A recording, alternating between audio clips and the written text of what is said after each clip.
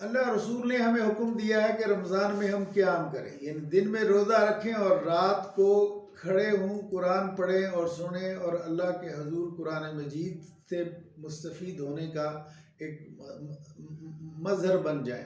لیکن ہماری کیفیت یہ ہے کہ میں سمجھتا ہوں ہم اپنے علماء کرام کا احترام کرتے ہیں اور ہمیں کرنا چاہیے، لیکن یہ جو عادت چل نکلی ہے کہ ہمارے علماء کرام جو ہیں وہ اتنا تیز پڑھتے ہیں کہ پیچھے سے اگر کسی کو عربی آتی بھی ہو تو اس کو سمجھ نہیں آتی۔